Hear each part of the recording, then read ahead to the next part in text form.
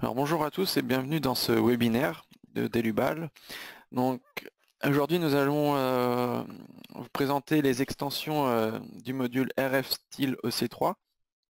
Donc on va parler de RF-Style Warping Torsion et RF-Style Plasticity. Donc, deux extensions qui ont été mis en place l'an dernier.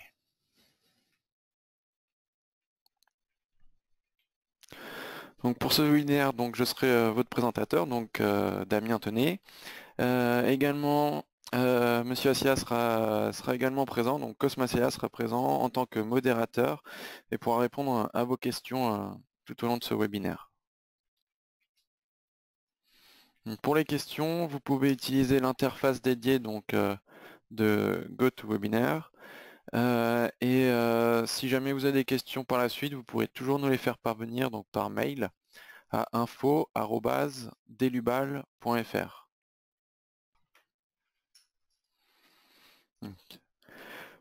Au niveau de ce webinaire, donc on va le diviser en 4 parties. Donc la première partie, je vais vous présenter par rapport à RF Style EC3 comment ça se passe avec les différentes extensions, donc le principe de fonctionnement de RF Style EC3.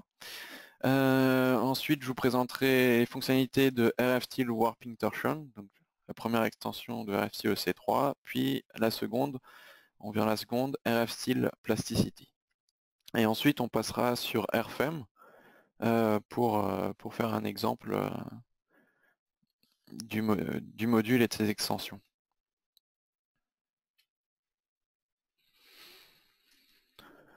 Donc tout d'abord, RF style EC3 donc, va vous permettre au niveau de RFEM ou RSTAB d'effectuer les vérifications par rapport à l'Eurocode 3 des sections métalliques, donc des sections en acier, donc faire des vérifications ELU, ELS et la vérification de la résistance au feu aussi de vos poutres métalliques. Ensuite, on aura deux extensions, donc RF Style Warping Torsion, qui va permettre donc de faire des vérifications par rapport au déversement par flexion-torsion, en appliquant une analyse du second ordre et en intégrant 7 degrés de liberté, donc en prenant en compte 7 degrés de liberté, on verra la suite après. Et on a également RF Style Plasticity, qui vous permet de faire une vérification plastique au niveau de vos sections. Donc, on a RF Style EC3 et ensuite on a nos deux extensions qui peuvent être ajoutées à RF Style EC3. Ensuite, on passe à RF Style Warping Torsion.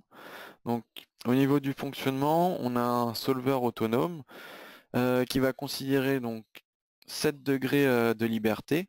Donc, on pourra aller voir après, ce sera 3 degrés au niveau des appuis pour 3 degrés de déplacement de translation, 3 degrés de liberté par rapport à la rotation, plus 1 degré par rapport au gauchissement. Et ensuite, il considère aussi 8 efforts internes au niveau du calcul de vos sections. On a un calcul non linéaire, donc avec une analyse du second ordre, et qui va prendre en compte les imperfections. Alors, RF Style Warping Torsion sera notamment utile sera une solution pour le calcul des sections à parois minces, qui peut être utile lorsque vous avez des sections à parois minces. Au niveau de RF Style Plasticity, on aura donc pour la vérification plastique différentes méthodes qui seront utilisées, qui peuvent être utilisées. Donc on a la méthode des efforts internes partiels, la méthode du simplex qui pourra s'appliquer sur toutes les sections standardisées. On aura également pour tout ce qui est section elliptique une procédure analytique d'optimisation non linéaire qui pourrait être utilisée pour le calcul. Donc RF Style Plasticity qui sera dédié donc à la partie analyse plastique. Donc je vais passer à présent sur le logiciel. Donc au niveau de ces modules, ils sont disponibles sur RFEM comme sur RSTAB.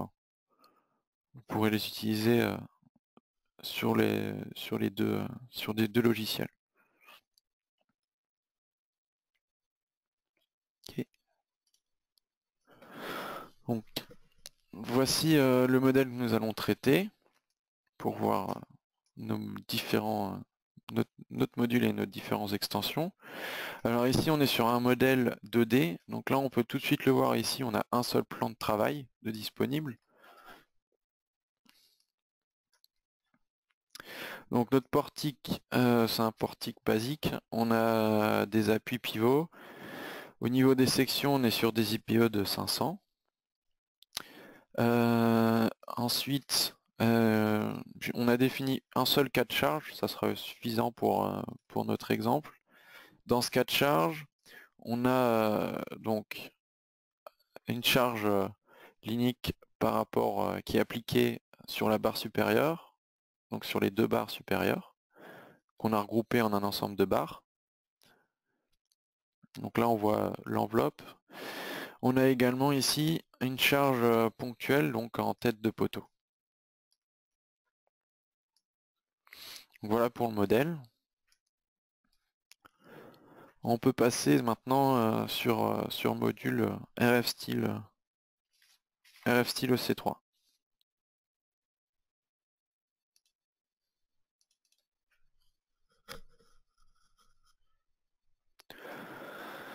Donc, nous avons ouvert le module RF Style EC3. Alors tout d'abord, on va sélectionner, donc vous sélectionnez soit les barres, soit les ensembles de barres qui vous intéressent. Donc ici, on a un seul ensemble de barres.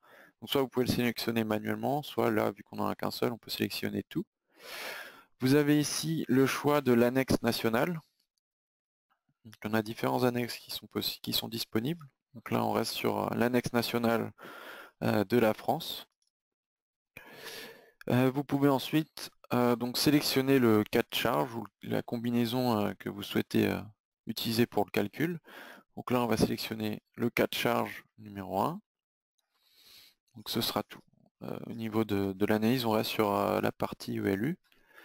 Ce qui est ici intéressant aussi à voir, ça va être au niveau des paramètres de calcul. Vous pourrez aller dans Détail. Donc on a différents onglets. Nous, ce qui va nous intéresser ici pour exploiter nos modules après, c'est la partie stabilité. Et également dans la partie stabilité, vous avez le type de méthode d'analyse qui sera appliqué donc, par rapport à l'Eurocode 3. Donc ça concerne la partie 6.3.1 jusqu'à la partie 6.3.4. Et ici, on a dans la première partie, donc de 6.3.1 à 6.3.3, la méthode de la barre équivalente qui est appliquée, donc qui s'applique dès qu'on a, enfin, qui peut être appliquée lorsqu'on a une section uniforme sur toute la longueur de notre barre. Donc là, c'est le cas au niveau de notre modèle.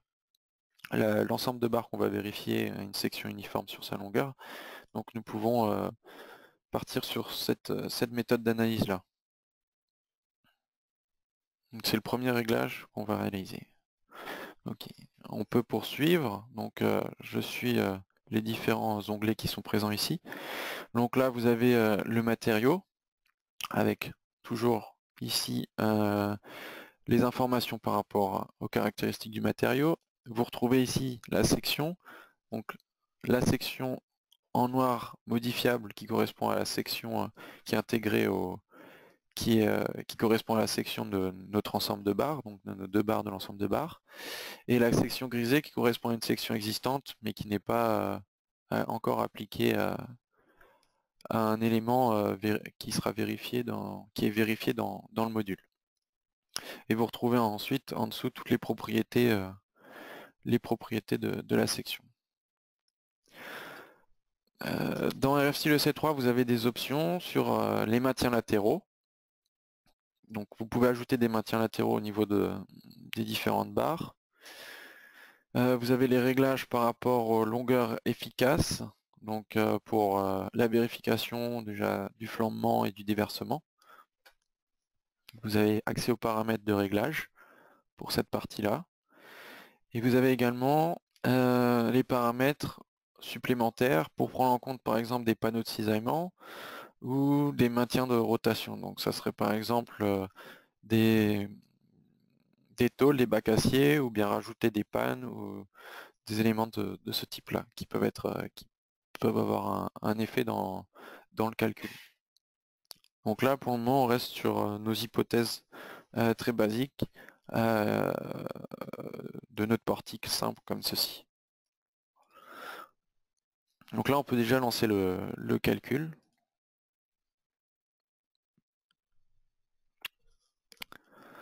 Donc le calcul est réalisé. Vous retrouvez ici les différents onglets de calcul, donc qui se présentent sous différentes formes. Ici, vous retrouvez toutes les vérifications effectuées.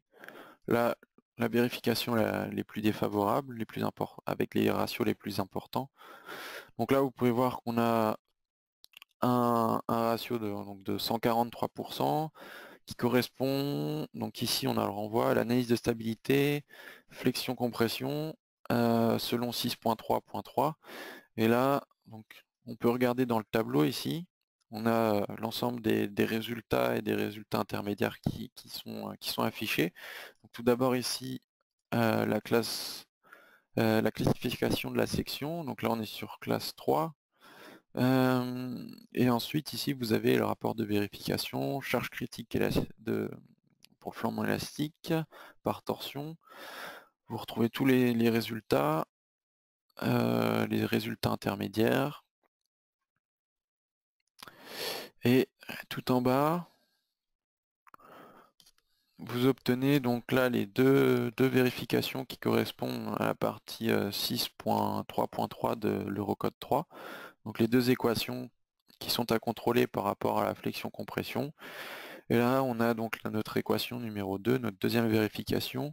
On a un rapport trop élevé. Donc au niveau des résultats, vous pouvez les voir ici. Vous pouvez également les afficher graphiquement sur votre modèle. Donc là, on peut aller voir dans le graphique sur le modèle RFEM. Ok, donc là, on a les vérifications ELU. Et puis là, hop.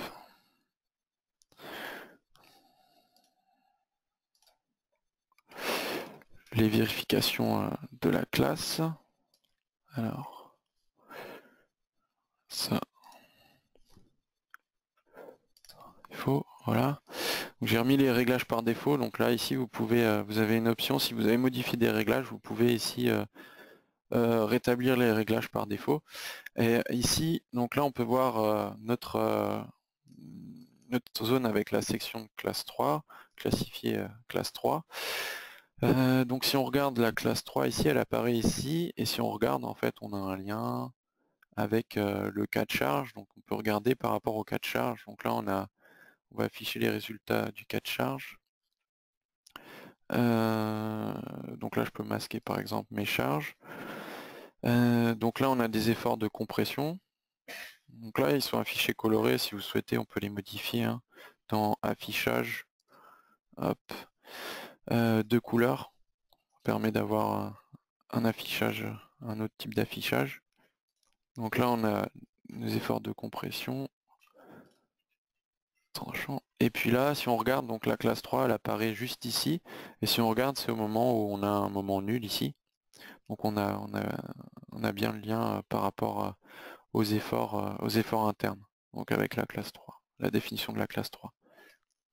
Donc je reviens sur la partie hop, RF style EC3. Avec l'affichage des résultats, là je reviens directement dans le module. Donc en plus de ces affichages que vous pouvez faire directement dans le modèle RFEM, on a également donc ici, vous allez retrouver le moment critique pour le déversement élastique qui est calculé. Et par rapport à la déformation de votre barre, donc qui est réalisée ici, vous pouvez afficher ici en cliquant sur mode propre, avoir un rendu en fait de la déformation de la poutre. Donc là on peut réduire un peu pour avoir un peu un rendu un peu plus réaliste pour voir un peu ce qui se passe. Donc là on voit bien un déversement avec une torsion de notre poutre. Donc ça je peux le fermer. Donc là la question qui se pose c'est comment faire pour résoudre ce problème au niveau de l'analyse de stabilité, flexion, sur la flexion-compression. Donc une des solutions, déjà ce serait de modifier le modèle pour prendre en compte un modèle un peu plus réaliste, en prenant en compte le fait que notre portique ne serait pas un portique uniquement fixé comme ça dans le vide. On a des éléments de maintien. Donc on pourrait prendre en compte par exemple des maintiens latéraux, ou bien l'autre élément que je vous ai montré, la prise en compte de panneaux de cisaillement ou de maintien de rotation. Donc là c'est ce que nous allons, c'est les premières corrections que nous allons faire. Donc on va créer un maintien de rotation. Donc je l'active ici. Ici j'ai le panneau avec les différentes, le tableau avec les différents paramètres à renseigner. Donc ici déjà le type de maintien, donc si continu donc, ou discret, donc là je pars sur un type continu, donc, comme si on avait un panneau ou une tôle fixée. Ensuite je vais choisir mon composant, donc je vais donner la description du composant. Donc, je clique sur les trois petits points et là donc je vais sélectionner un bac acier, donc par exemple celui-ci, et puis là dans les catégories ici, je vais prendre par exemple celui-ci. Ok, donc là tous les paramètres se sont mis à jour. Donc au niveau des informations qui restent à renseigner sur cette partie-là,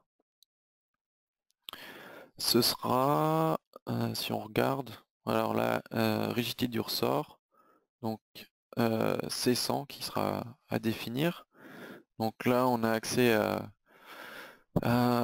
une interface donc, par rapport à l'Eurocode 3, donc là si on regarde c'est la partie Eurocode 3.1.3, donc EN 93-1-3. Donc là on va sélectionner la valeur, donc là ce sera par rapport à, ce sera la 5.2, ok.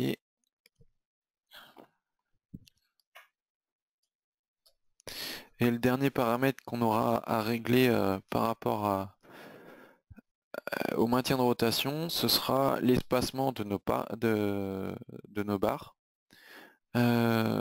Donc ici, on va modifier ceci. Et puis on va mettre par exemple 5 mètres de distance entre les barres. Donc une fois qu'on a fait nos réglages ici, bon, on a fini notre premier réglage. On va pouvoir relancer le calcul et voir ce que ça a changé. Donc là maintenant, en effectuant juste cette modification là, donc on a rajouté une raideur en rotation au niveau supérieur de notre barre. Ça nous permet de réduire notre déformation. Et là, au niveau de l'analyse de stabilité pour la flexion et compression, cette fois-ci, au niveau du rapport, on est à 0,83, à 0,93, pardon. Donc là, on est bon au niveau du rapport. Alors ensuite, on peut afficher le reste des résultats ici. Donc là, c'est bon. On peut regarder au niveau des résultats ici. Ce qui s'affiche ici, on a une rubrique en plus qui vient de s'ajouter. C'est les paramètres de rigidité du ressort, de rotation. Donc là, avec le renvoi également à la partie de l'Eurocode qui concerne ce réglage-là, ces paramètres-là. Donc ici, on a cette partie-là qui a été rajoutée au calcul, avec ici la rigidité totale du ressort de rotation qui est définie ici. Donc voilà. Et ici, la partie rapport de vérification. Vous pouvez retrouver ici le moment critique pour le déversement élastique qui est calculé. Vous pouvez également afficher donc votre aperçu par rapport au mode propre. Donc si on regarde ici, par rapport à tout à l'heure, la déformation de notre poutre a quand même changé par rapport à... Donc ça vous permet également d'avoir cette option de visualisation, vous permet d'avoir un rendu un peu plus réaliste du comportement de votre poutre. Ok.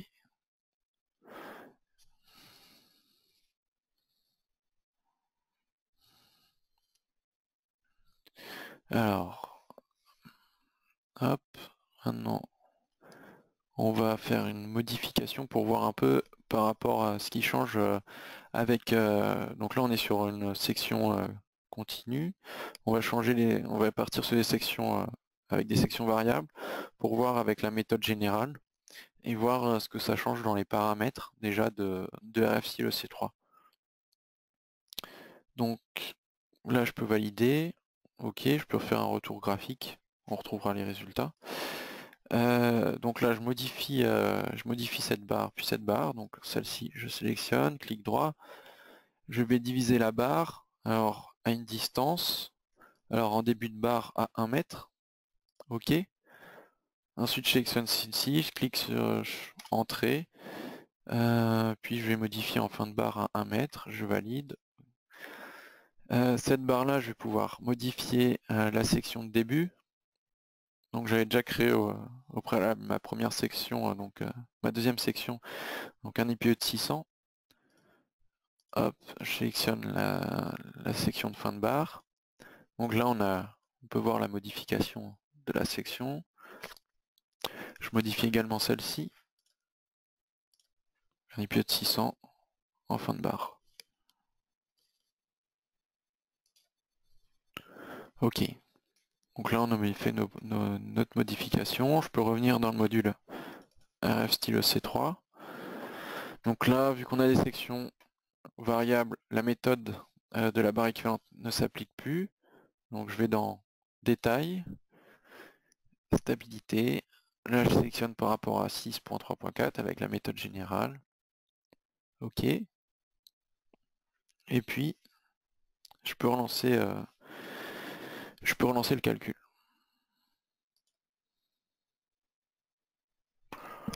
Donc là, le calcul, le rapport est toujours inférieur à 1. Dans le reste, tout est bon. Alors ce qui a changé en sélectionnant, en modifiant dans Détail et en utilisant la méthode générale, ça va être les paramètres ici dans les données d'entrée. Donc notamment, alors, au niveau des appuis nodaux, on a ces options-là qui sont apparues, appuis nodaux. Donc, ici, on a notre barre qui est modélisée. On va définir donc des appuis nodaux pour pouvoir réaliser le calcul.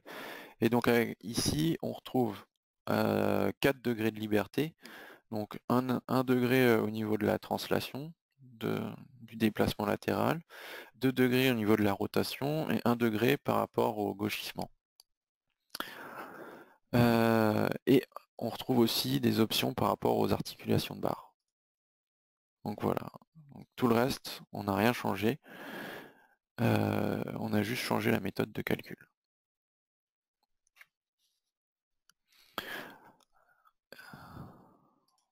Okay.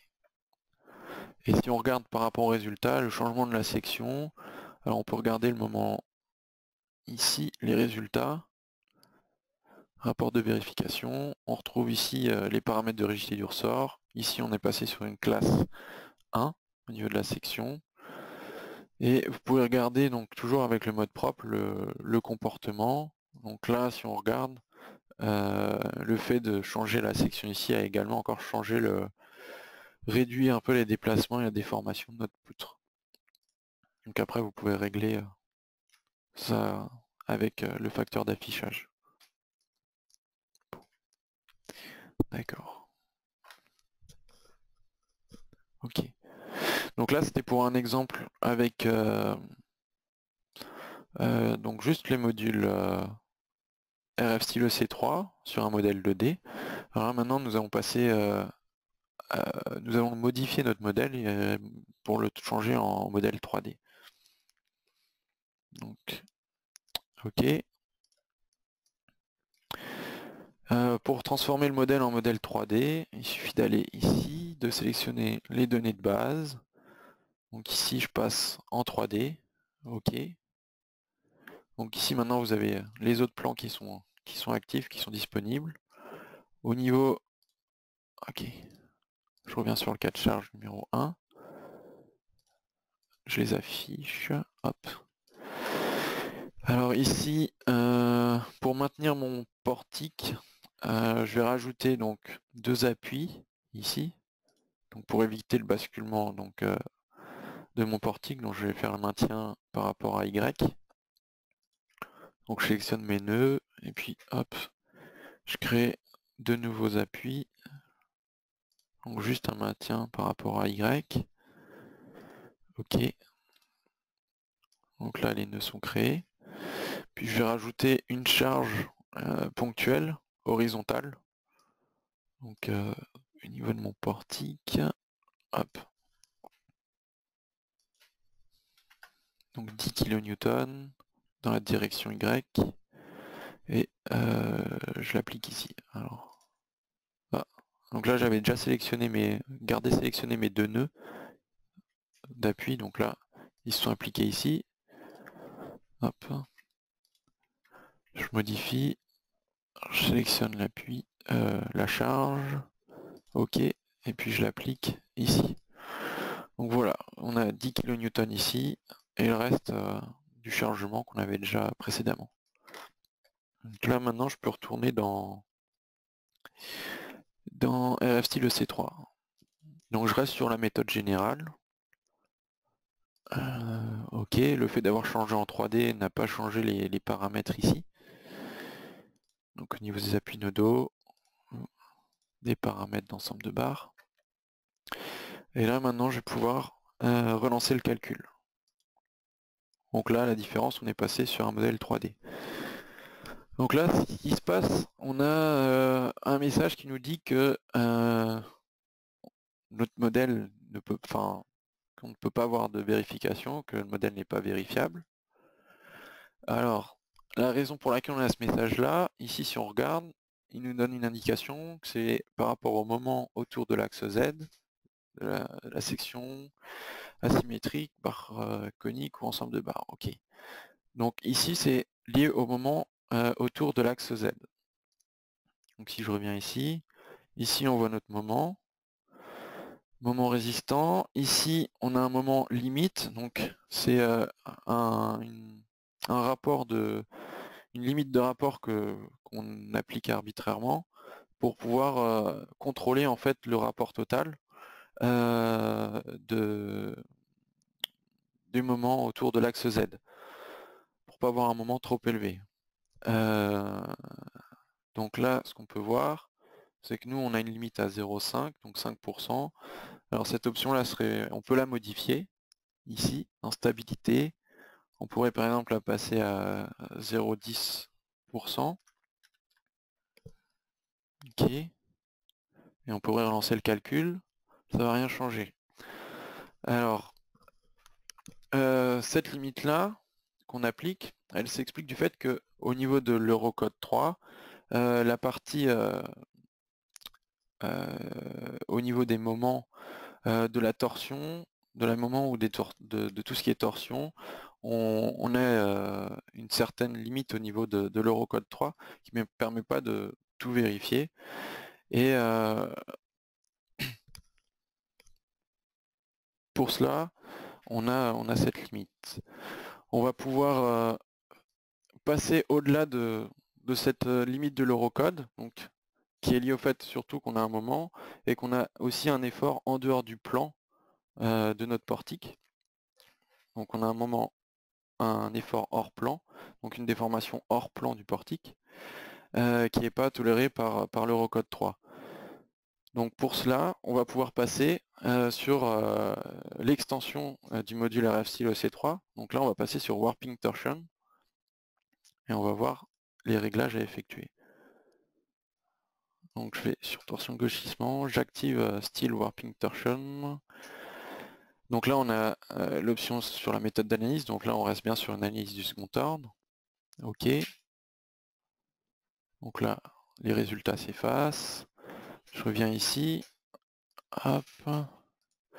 Alors là ce qui aura changé, si on regarde, ici au niveau des appuis nodaux, tout à l'heure on avait 4 degrés de liberté.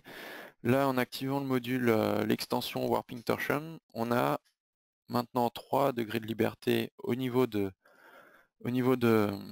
la translation. On a 3 degrés de liberté pour la rotation et 1 degré de liberté pour le gauchissement. Donc là on retrouve nos 7 degrés de liberté. Ici pour nos hypothèses de modélisation, on va juste modifier ici et tolérer un déplacement par rapport à l'axe X. Ce qui change aussi, c'est que là on est passé avec une analyse au second ordre. Donc là on a une partie qui vient de s'ajouter concernant les imperfections. Donc ici, on va pouvoir prendre en compte une imperfection. Donc là je vais prendre L sur 250. Donc cette valeur-là, je la prends par rapport à l'Eurocode et notamment par rapport à la courbe de flambement qui est donnée dans les propriétés de la section que vous retrouvez ici. Hop. Donc par rapport à l'Eurocode et à la courbe de flambement, je définis mon imperfection. Ok.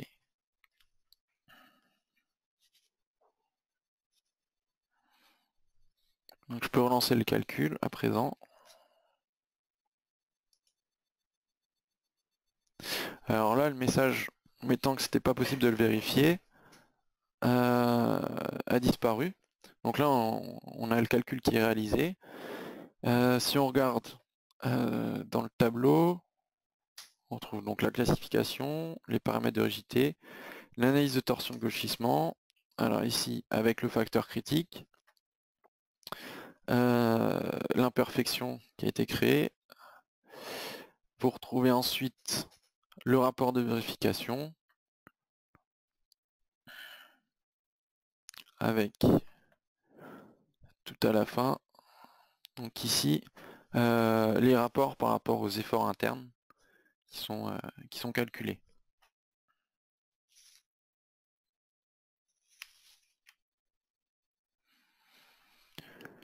Ok. Alors, si on veut regarder ça, on peut regarder ça graphiquement au niveau du modèle RFEM. Donc là, on peut afficher les résultats donc sortis de Warping Torsion. Donc par exemple les efforts internes, du moment. Là, on retrouve le moment Z. On peut regarder aussi le rapport au niveau des contraintes.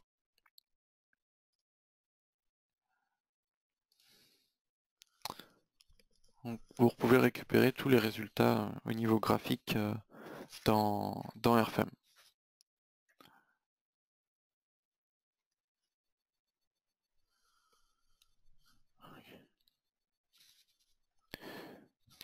Ok, je peux revenir dans RF style EC3 et là on retrouve aussi l'affichage plus réaliste de la déformation de notre poutre.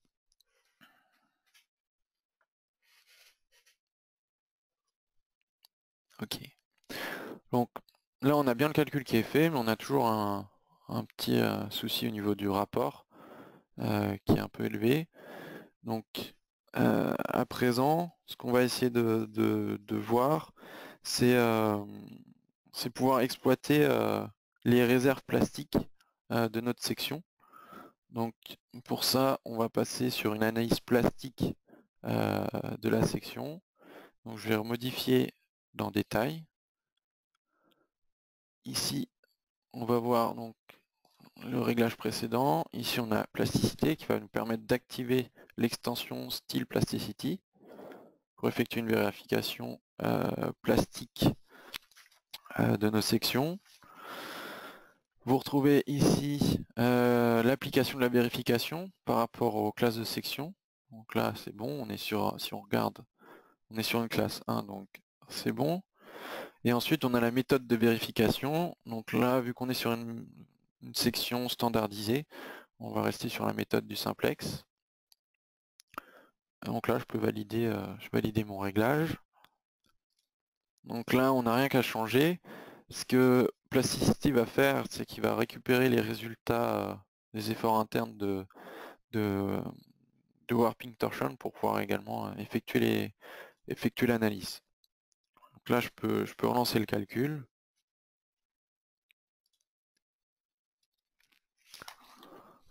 Donc là au niveau du rapport, donc maintenant la vérification est juste. Je peux regarder par rapport à l'ensemble des vérifications, donc là je retrouve toutes les vérifications qui ont été effectuées. Donc avec maintenant on a une analyse plastique qui a été réalisée qui nous permet de vérifier un peu plus loin la section pour vérifier si elle convient ou pas au niveau de notre modèle.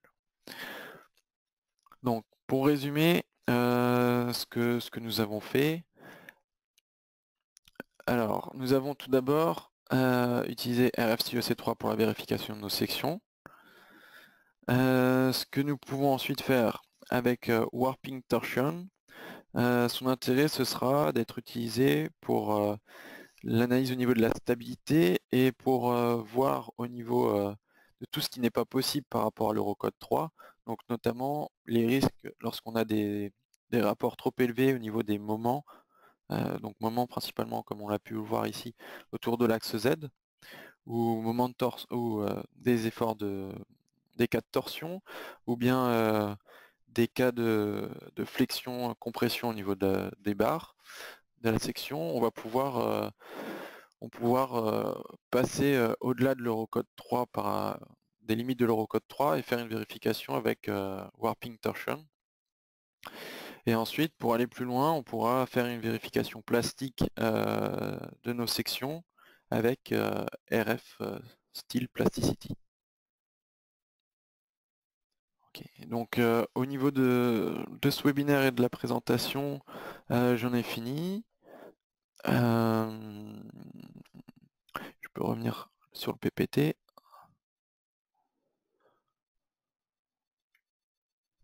Ok. Donc si vous avez des questions, vous pouvez nous contacter par mail, donc sur info@dubal.fr, ou nous contacter également par téléphone à ce numéro-ci. Je vous invite également à consulter notre site internet si vous souhaitez plus d'informations. Vous retrouvez toutes les pages dédiées à nos différents modules donc sur notre site internet.